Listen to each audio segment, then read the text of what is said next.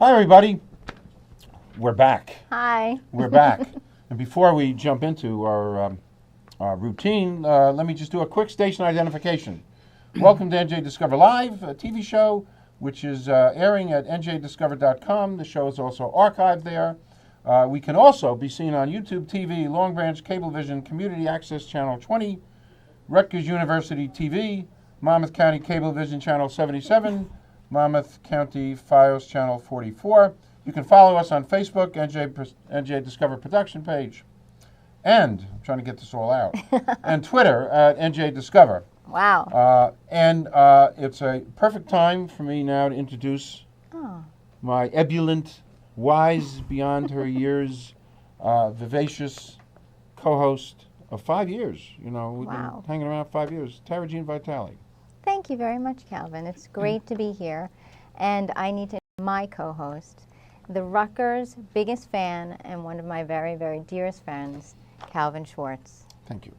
Welcome back to the show. This is great. It's going to be an exciting show. We have way more people than we've ever had in the audience and on stage here.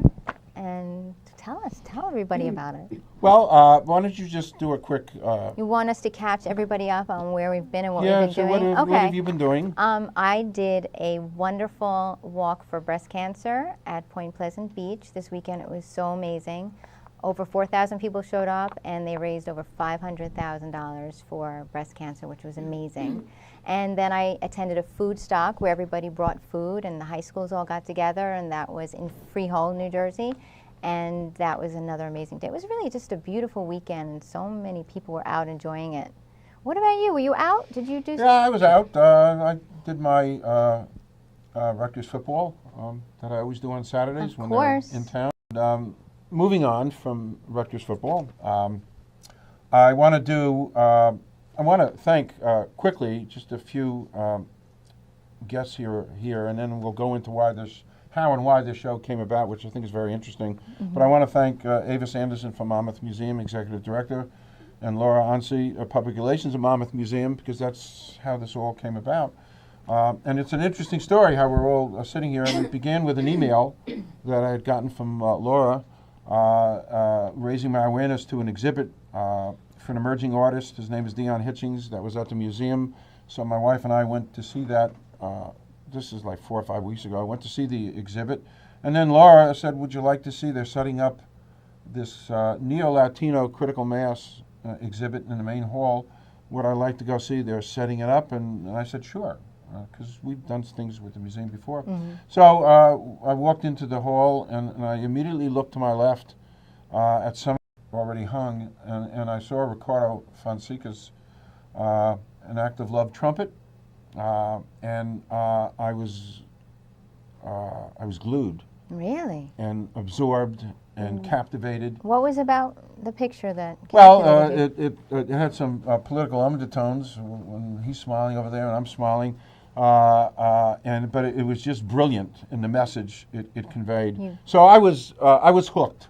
Great. I was hooked on the exhibit, and I went over to meet Monica, and she showed me, gave me a tour of what was already hanging, and then invited me to the opening reception, which I couldn't make. And then I thought about it and said I really should be there, because the collective and what you're trying to accomplish and what you're trying to do with Neo-Latino art is at the forefront of American culture and education and Latino awareness. It's just, the message is overwhelming. So I come to the opening reception, and I did, and we met actually with Jose and Monica and Raul and Olga.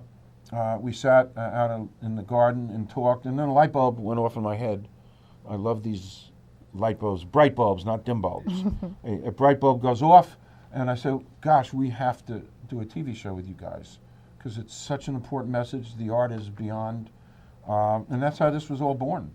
I'm going to turn it over to you, but before I do that, I have to do one teaser.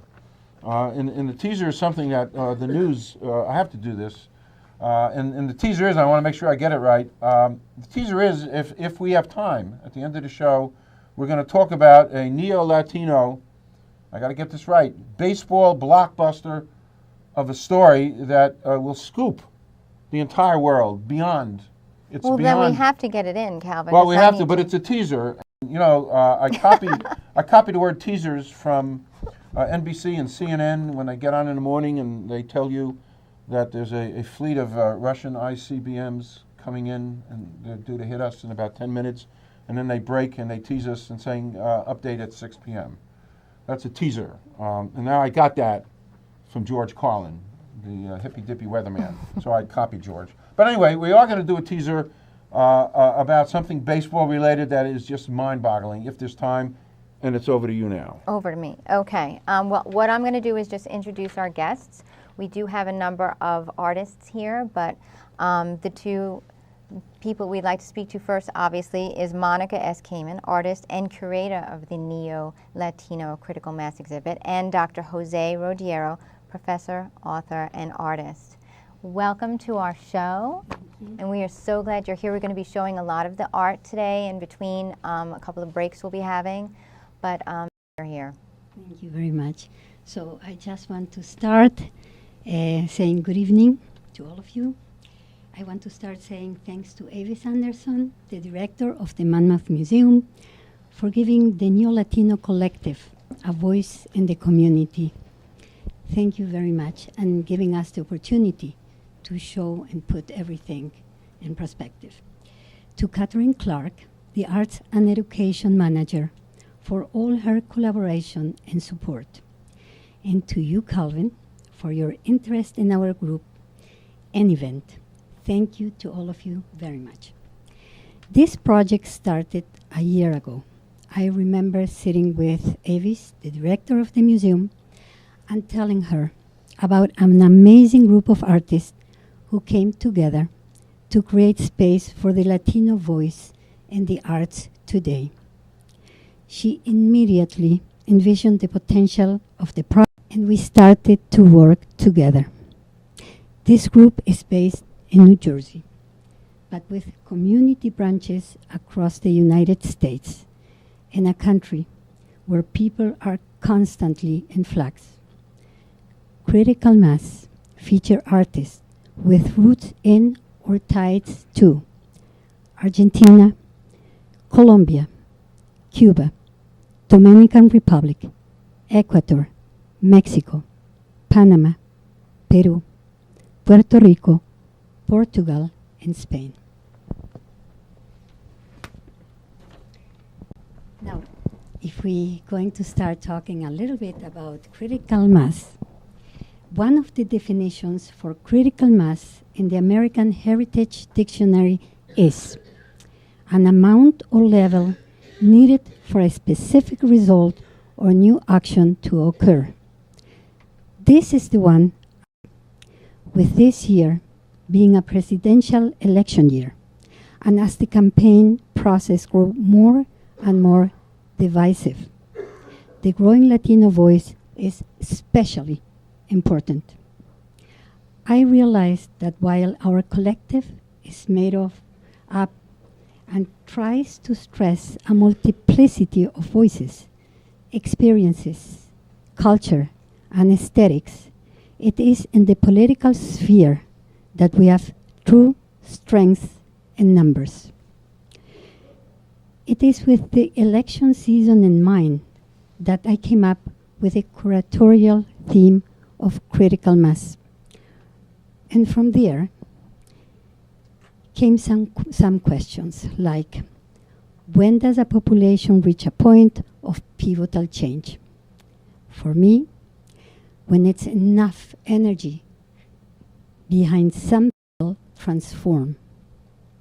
When does a group go from being an element of a community to being a leading voice in its future? Education is the future. It will change the world. Art is at the center of education and culture. It's through art that we pass on the stories of our past. It is through art that society sees itself in the mirror. Art is how we teach history and critical thinking. Wow, that's wonderful. Okay, so this has been something that really means a lot to you, and I know that you brought together a lot of artists. Now, you've done this before. I know in 2003, we're going to get to that, that the Latino, there was a Latino movement of artists that came together. And are you using the same artists from then? More or less, yes, but we always invite new artists, depend where we do the show. In this case, we invited Carlos Frias, an excellent artist. We're very happy to have him in the show. Wonderful.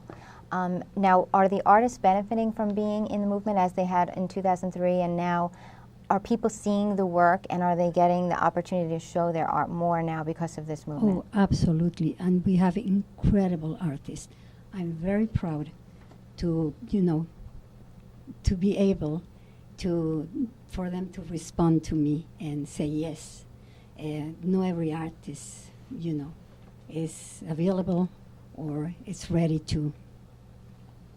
But they're eager to be part of it. Just like you said, if you build that energy of people and with passion, it'll move everything forward and upward. And we have a lot of projects ahead of us, so that we probably later. Good. If we have the time. Yes, we definitely want to hear that. And Dr. Jose Rodeiro, you were there from the first 2003. You were there when it was founded, correct? Yes. In 2003, Raul Villarreal and Hugo Morales, actually, we were sitting around. It was actually Hugo Morales and Raul Villarreal and myself. We were sitting together, and we were thinking, what are we going to call ourselves? And it was actually Raul Villarreal who came up with the term NEO-LATINO. So in a way, he's the founder of the term. And he also has been very active in the New Jersey art scene for the last decade, curating shows. And he's someone who believes that art should be at the core of education, that it should be central to art and culture in America. And he's doing that now in Gainesville, where he's now working at Santa Fe College, and he's bringing this concept of neo-Latinoism and trying and striving to place art at the core of education. And it's my honor to talk about him and to discuss his piece in the show, and so I'd like to move on to that. Yes, of course. So Raul Villarreal is one of America's premier Cuban-American artists. He's exhibited all over the world, in Spain, in Germany, all over the United States. And he's curated shows that have gone, from the Pacific to the Atlantic. So he's very full of energy. He's filled with energy. And he also has this connection to Ernest Hemingway, because his father was the godson of Ernest Hemingway. And so he has these strong links to Cuba. And he has been taking groups to Cuba over the last 2 years, in fall and in spring, and he continues opening up of Cuba. He's played a central role in all of that. Now I'd like to talk about his artwork. His artwork, Anna's Dream, is about probably the most important Cuban artist of the last 50 years, Ana Mendieta, who was born in 1948 and she died in 1985. So you can see from that she lived a very short life. And there's all kinds of issues about her death that I'm not going to go into, but you can research that in Google. Examining, in his work of art, he examines Anna's Dream, her odyssey, regarding this very controversial thing that the United States government developed called Operation Peter Pan, where the United States government allowed for 17,000 Cuban children to come to the United States to live with their in-laws or in foster homes in order to avoid staying in Cuba during the early years of the Castro regime. An accommodation between the Castro government and the United States to allow these thousands of children to come out. Ana Mendieta was part of that group. So this world-famous artist, Ana Mendieta, who is in every collection, the Tate Modern, the Pompidou Center, every collection in America. She was part of this group, and she was there by herself. And so this artwork shows a photo of her floating in space in the style of Rene Magritte, where you have this kind of photograph floating in space against a Cuban landscape.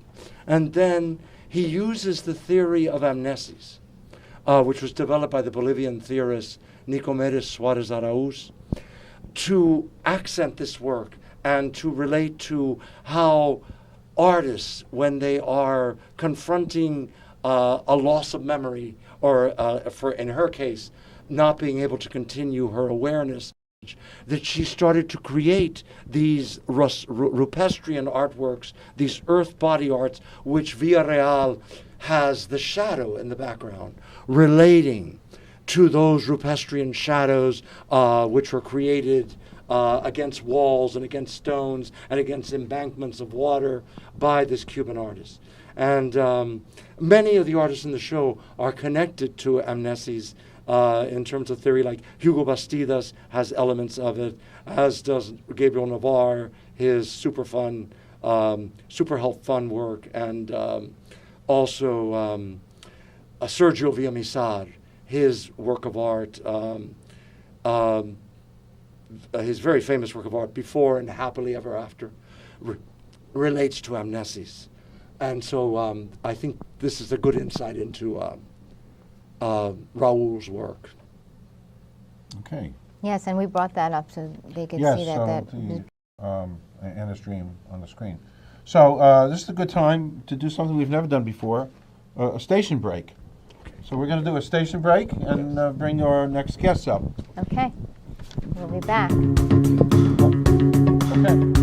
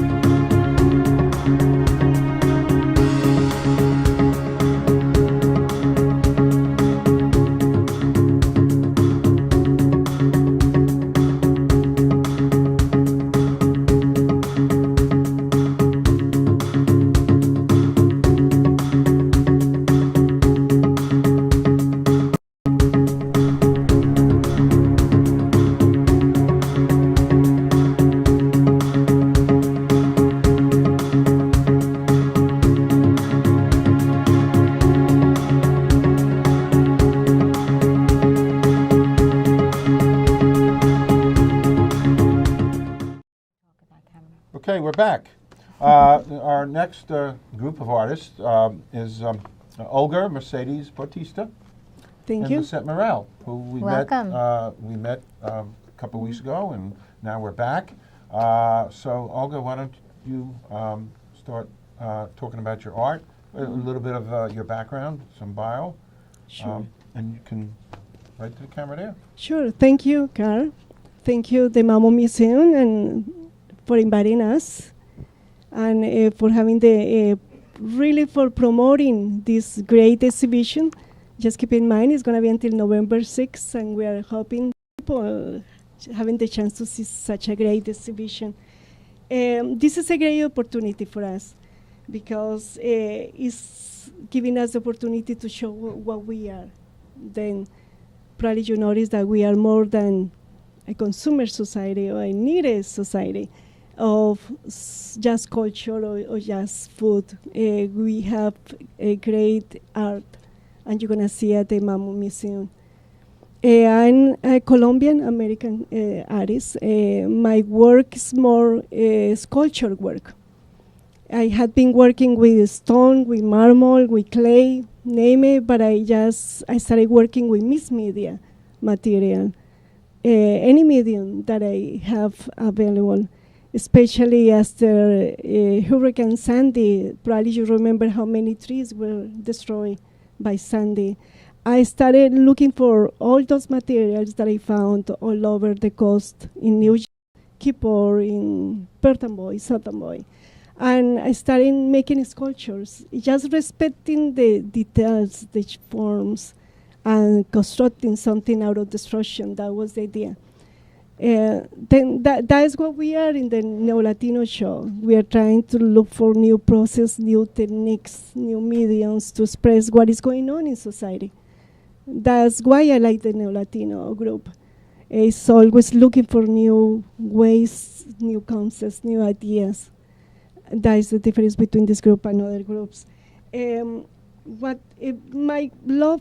work comes from the pre-Columbian art symbols, like death, fertility, transformation, things that you see in pre-Columbian times.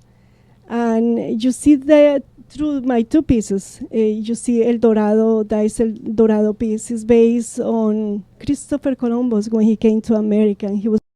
And that's what he found.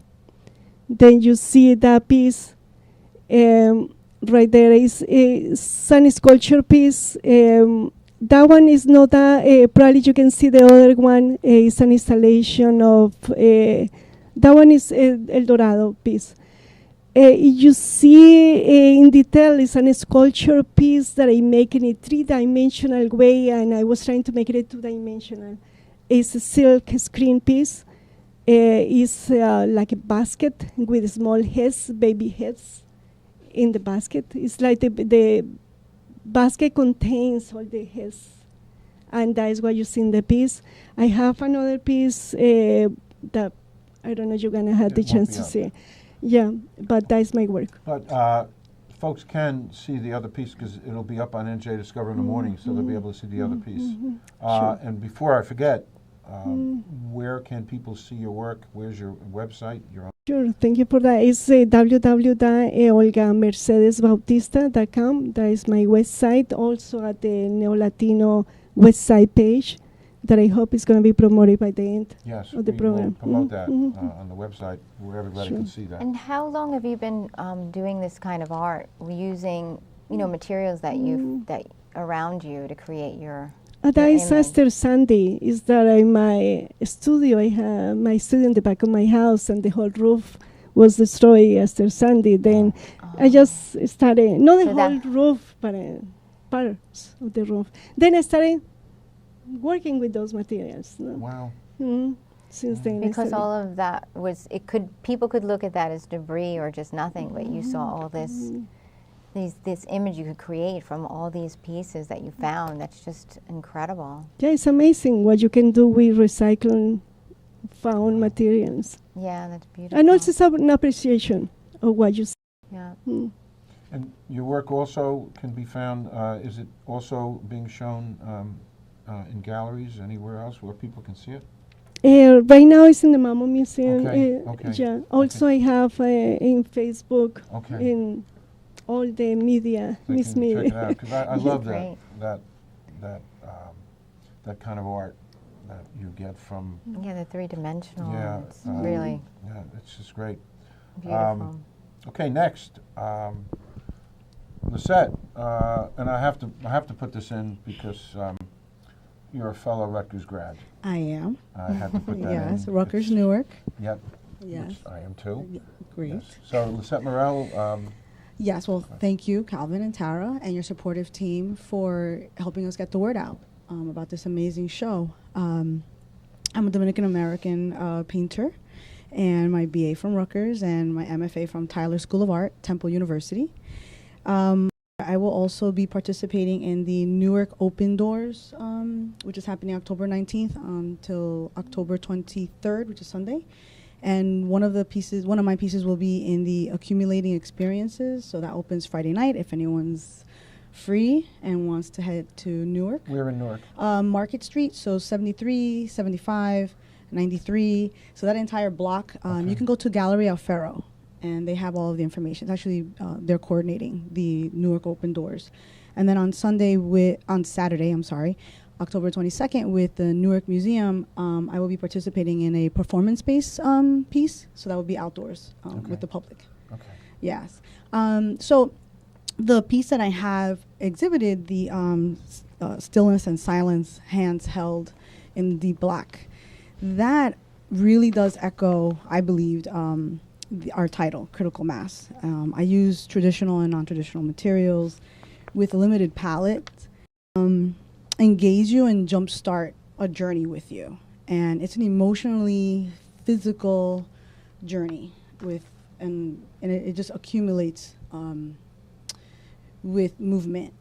And that is to stir and to raise what's silent and dormant inside of you. So I want this type of engagement with the public.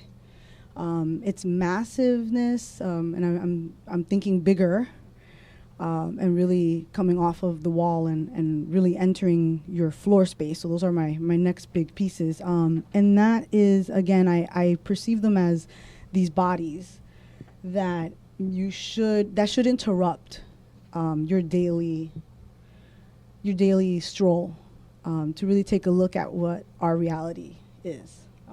So I'm particularly interested in the exchange of and accessibility or non-accessibility of power and our fragile existence. So how you perceive and how you interact with the piece is important because of your size, like your scale to the piece. So that's really echoes, I feel, our title of Critical Mass, especially where we are right now with our culture and our environmentally. If you think about this point that we are with global warming and the effects and how we interact with our environment, and we're kind of like at times careless, and then we worry about what's going to happen in our future. So that our title, Critical Mass, I feel embodies everything that's going on right now with our voices and this collective, the talent that you see in this show, which is beautiful because it gives you a different perspective as to how we are all responding to our reality. The show itself, I think, is fascinating, right? Like such a collective voice, and all basically wanting you to engage. And so this is why this is fantastic that we have a segment like this, a way to engage the public, to come and see and to come and take a look at what's going on. Now that the artwork that we did show on the screen, how big is that? That one is 5.5 by 9 feet. And like I said, I want to go bigger. Wow. And what is it made from? They're all on stretched canvases right now. I'm kind of playing off of that idea of getting off of the restrictions, these restrictions that we're told to or bound by because of history. I mean, painting has a very long and heavy history of how you should and how it should look and so on. And so I'm not interested in these pretty pictures. I'm interested in do see or that we neglect to see, that we neglect to engage with and turn away and walk away because we don't want to feel that. And I want you to feel. I want to stir it up in you, whether it's good or bad. I want you to question what's going on before you and not be afraid to, because I think that we now, and we have been quiet. We kind of walk by and we know something's going on and we know something wrong is going on, or and we don't get up. And so this is okay if you have. I actually encourage the questions, and I want you to do that. I want you to do that with everything that you do in your life, right? Because we only have this one life. It goes back to this whole idea of our fragile existence. We're so fragile in this massive world. So why not take this stance and ask, what is that? Why? Why is she doing that? Why present it that way? Shouldn't it be on a canvas? Shouldn't it be a certain size? Shouldn't it fit a certain scale or into a perfect little box? No, it shouldn't. You're kind of unsettling people a little bit. I want to. Yeah. Yes. Sometimes that's what gets people's emotions moving. Exactly. And we're emotional beings. Yeah. I love that, the description that you just described as that your artwork is your expression. And it's almost like when you go through the Monmouth Museum, every artwork is another artist standing there expressing something. Yes. So you move from one completely different person to another who's reacting in a completely different way to maybe the same, situation, but the way you're expressing and the way you're expressing is so different. Yes, no, definitely. It's draining sometimes going through when you really stand there and try to connect with these pictures. I had wonderful experiences Especially at the with Monmouth this- Museum. With this We have, exhibit, yeah. and the word provocative comes to mind, and it started, like I said, with Ricardo's work. It's a work that I went around and absorbed, and then you and I talked about your work for a long time, and Yes. it's just an amazing, provocative, inspirational exhibit, which is like a must-see. Yes, yes, it And is. That's why I kind of got so involved in this. It's just a great exhibit. I think there's a lot of emotion, and there are overall words you can describe different cultures and stuff, but as the Latino word that I've always thought is a very passionate person, Latino people have so much passion, and I think your artwork is showing that. I think what you're putting together and showing the world, I think you're showing your passion. So I think it's a beautiful thing. Oh, thank you. Thank you. When, a quick comment, when we go to break, there's work from the museum, kind of like an order of the circumference of the museum, so the audience is going to be seeing a big chunk when we go to break. And we're going to go to break Great. now. Yeah, it's time for break. See you soon. We'll be back.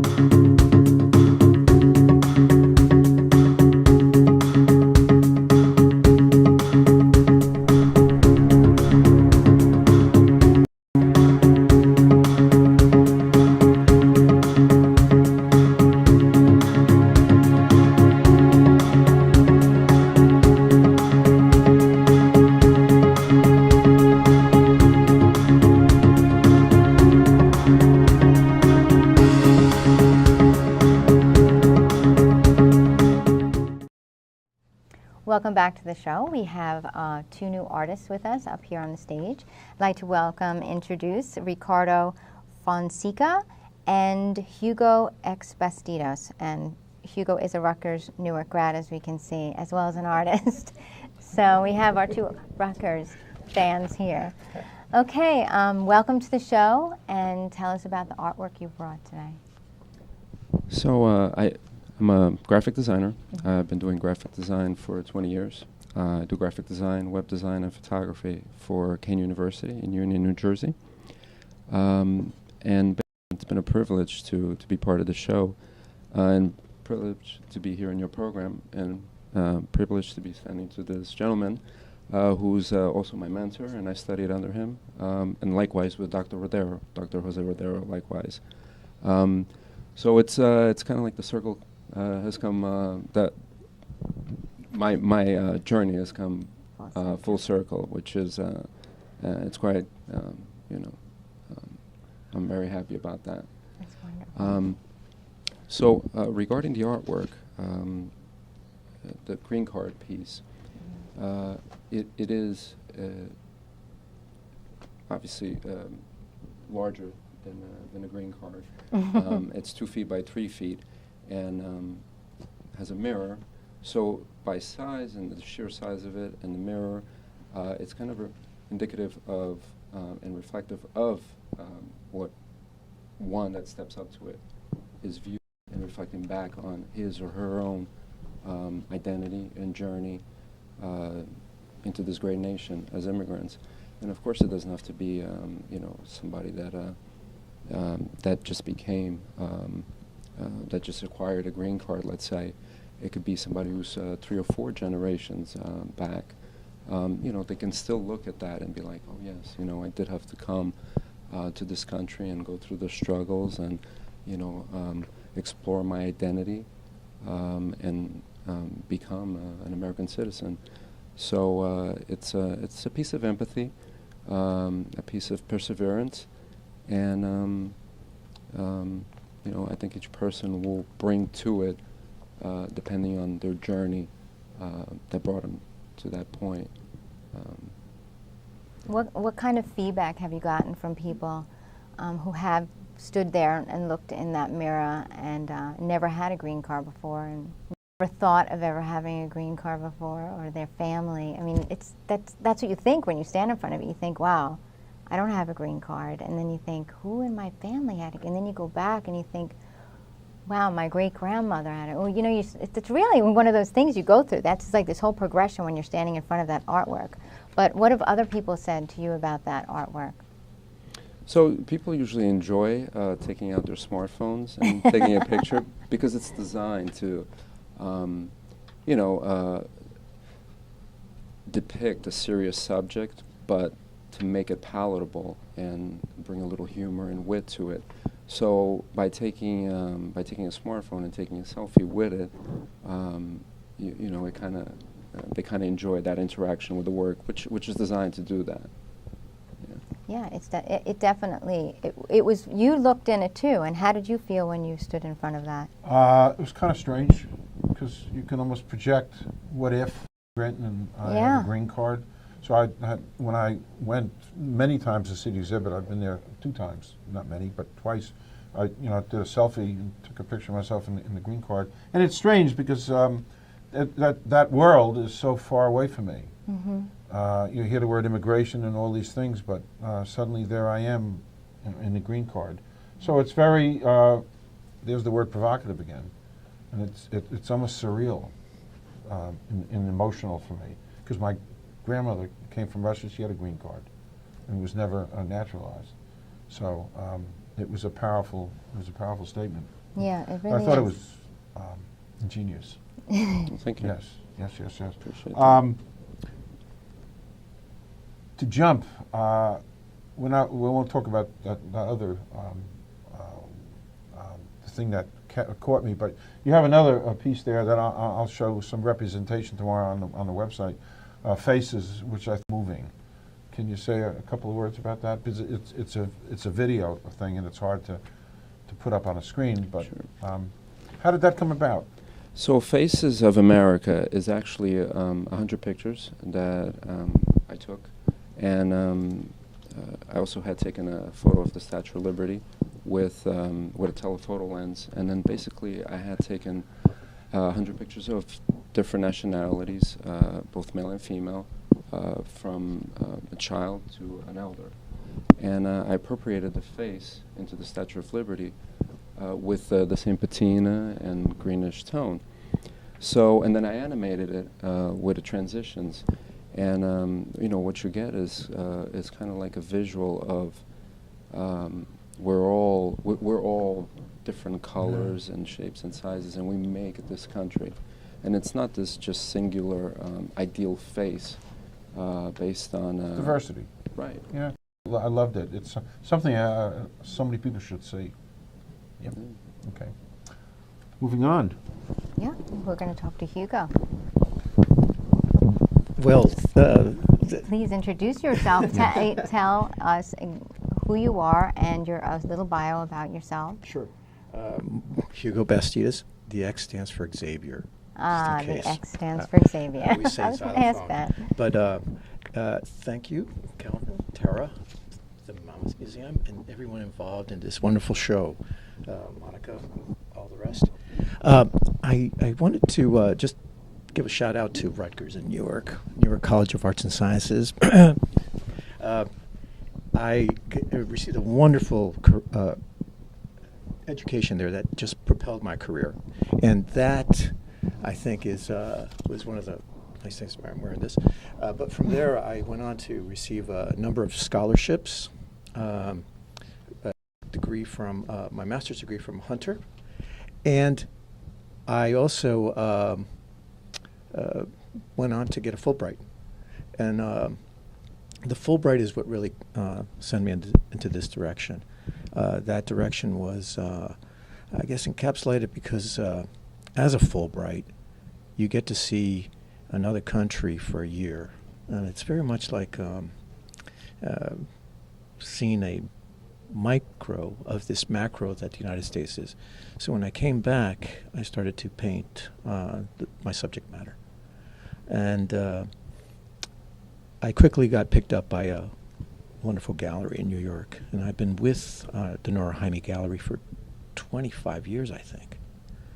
She's right across from the Trump Tower, unfortunately. Mm. I think they're going to change that tower's name. But anyways. I like that. So the work,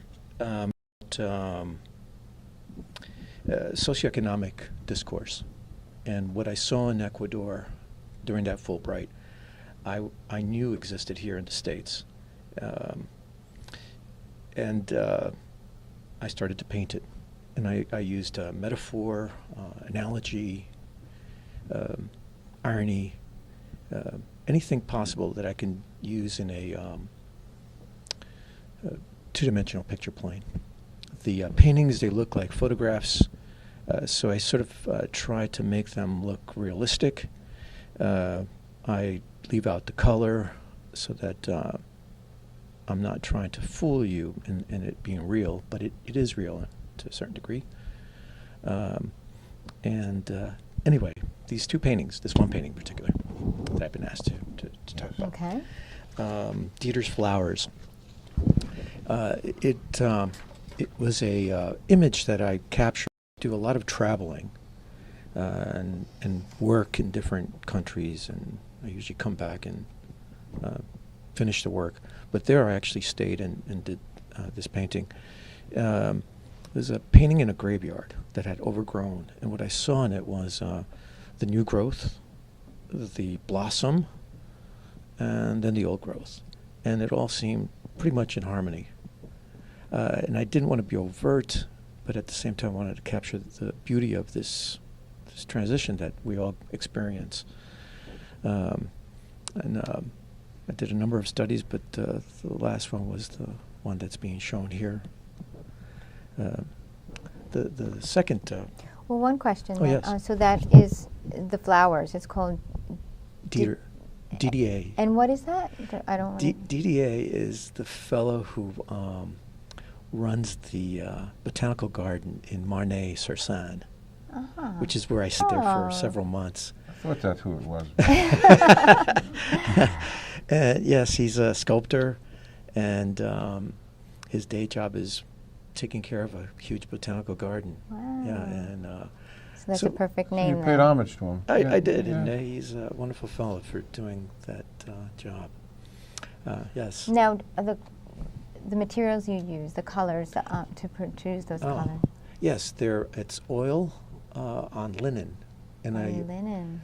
I paint like I draw. I didn't want to give up drawing, so I developed this way of painting, where it's just black paint on really sized canvas, or actually linen. And those paintings that are at the museum are small size. Okay. Yeah. And small size is what size? do you- That's 40 by 40. They're normally 80 by 80 or 80 by 120. And how long would it take you to do an 80 painting like that? About 2 months. Wow. Yeah, Wow. it's steady. And I'm going Intense. to keep asking crazy questions. Where do you start? Do you start in a section and work your way over? Do you put a whole layer down of something and come back to it? What's your technique? I start on the upper left-hand corner. No, really. I do. See, that's a good question. And I work my way Great question. across. I would never Well, thought to ask that. I saw the picture and I was thinking, where does he start that? Once it's all done, then I go back and darken it and Wow. lighten it and using really, erasers. really beautiful. Now, I have one, because we got together for a long time at the Green Room, planning this, and we were going to bring you back at the end for that one final question, which will never happen. The reality, we deal in verities and realities. So the reality is, and we won't have time, but real quick, please tell everyone what you're working on now. Oh, yes. Actually, it's at the World Trade Center 4 building, and it's on the 65th floor. There's 72 in that building. And what I've done with 2 assistants was create a giant camera obscura and I'm taking these photos that are 55 by 55 inches of the building, World Trade Tower 3, as it's going up, as well as the surrounding areas. I have this amazing view of the harbor, so I'll probably get to that as I make my way around the floor. I have the entire floor to myself. Wow. And in addition to that, I'm starting a 120 by 360 inch painting. If I have that space, I might as well make something Okay. Wow. big. That's amazing. Wow. But the giant photos, they're 10 by 10 long, so it's 10 55-inch by 2 Right. to yeah, it's pretty big. Fabulous. You're done. It is. They're going to have an opening reception Oh. for that. Oh, okay. And We're going. yeah, all the big honchos are going to be must We're there. going. We're a big honcho. We're big honchos. we love big honchos here. So we'll be there. No, we'll talk about that. Great, I'd love fantastic, to come yes. take pictures of the picture. That'd be great.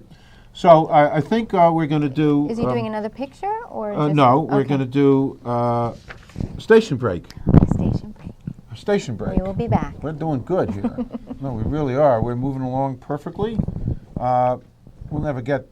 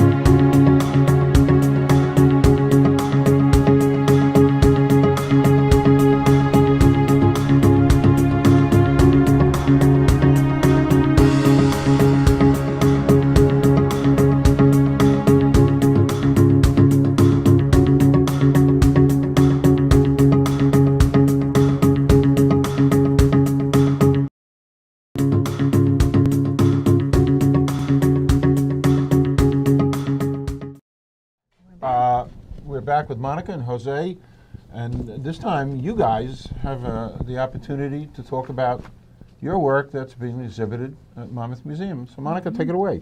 Okay. The piece is called Perpetually Settling Dust, El Rezo, that it means the prey. Between the years 1976 and 83, Argentina was governed by military rule. During this time, the economy was in chaos, jobs were not available, poverty was growing, and human rights were ignored. Individuals who were considered a political or ideological threat were abducted, imprisoned, tortured, and killed. One method was called the flights of death. Victims were injected with fatal substance and thrown from an airplane to the ocean. 30,000 people disappear, most of them young. 500 babies born in captivity were given up for adoption and left with no real identity. This installation, El Rezo, is both a meditation on the repeated atrocities of state terrorism and a prayer for a different future. The art piece was created in Buenos Aires, Argentina. The embroidery of the names was a call to the community, a call which was responded immediately by the young people of the community and by the relatives of the desaparecidos. Okay, so the names are in the artwork. I was not able to. I do see the picture that we are putting up, but I was not able to see that in reality. Okay. So tell me where the names are. The names are embroidered, and they were 4 days that people came and embroidered the names of the families that disappeared. In my direct family, my husband, 4 people disappeared. And some of them needed to flee the country to a different place. And some of them returned, and some of them probably no. But some people say that they were not killed 30,000. More or less, if in my family 4 people disappear just in one family, so we have to be very close. Wow. When did you create this art? I went last year. It's an installation. I won a residency. I gave the idea of what I wanted to do. I won that residency, and also I did a small projection that we can't see it here, but I worked with filmmakers, and it was my parents came from World War II, and a lot of my family disappeared there too. I born in Argentina, and it happened again. So my point is always we don't have to forget. Don't forget. Never again. Never. So you did put the artwork there, and people who actually could connect with this were able to stand there and look at it, and it was probably extremely it was emotional. extremely powerful. And the way we sit in a round circle, women embroidering, even men came to embroider. It was really... Did you get this documented anywhere? Were you able? Yes, yeah. It has to be seen, I think. Yeah. I mean, it's absolutely beautiful. But the reactions of the people and the people that you The touched, reaction that was in incredible. itself. Actually, for them it was a relief, like to saying, don't forget, this is the one that disappeared. True. Yeah. It's so true, and you know that is like the hugest thing is not to forget the people. Exactly. Because life goes on, and we just keep on going. The sun keeps coming up. People go to work, but you can't forget those people. And that's a beautiful way of making them unforgettable. One of the things that it was so incredible, they asked me, you want people that know how to embroider? I said, no. Okay. I want people that even don't know, just to embroider the way they can do it. Oh. And it came so wonderful. Okay. That is terrific. Love it. Jose, picnic Oh, yes. at Bath Beach. The liberator of Cuba, Jose Marti, oddly enough, lived in New York City for 14 years. And during that time, he was living in an apartment building on 56th Street. And he was working with his publishing company on Front Street down by Wall Street. It's hard to, realize the greatness of that the one of the greatest poets of Latin America and one of the key figures of revolution was living in New York City. So anyway, the apartment building had this woman called Carmen Millares de Mantilla, and she was his landlady. And she would go with him to Bath Beach with her daughter, who was the godchild of Jose Marti, called Maria Mantilla. That little girl would grow up to be the mother of the Hollywood heartthrob Cesar Romero. And in the painting that I painted, you see the Verrazano Narrows. But of course, at that time in 1890, when they would go to Bath Beach, the bridge had not yet been built across the Verrazano Narrows. And on the beach, to avoid the sand from touching them, they're standing on a Dutch carpet. And I put the Dutch carpet there because Juan Rodriguez, who the Dutch called Jan Rodriguez, who was the one person left behind by Henry Hudson in 1609 to be the owner of all of New York City and all of New Jersey and all of Long Island and all of Staten Island. All the 5 boroughs were all under the control of one man, Jan Rodriguez, who was partially mulatto, partially mestizo, partially Spanish, from Curaçao. And he was the guy flying the Dutch flag for Holland. And so it's interesting at a time when people with names like Rodriguez are being thought of like, maybe you shouldn't be in New York or something. But anyway, he once owned all of New York. Amazing. So that's what Yeah, I I had love to that. say. I love that. Oh, That's amazing.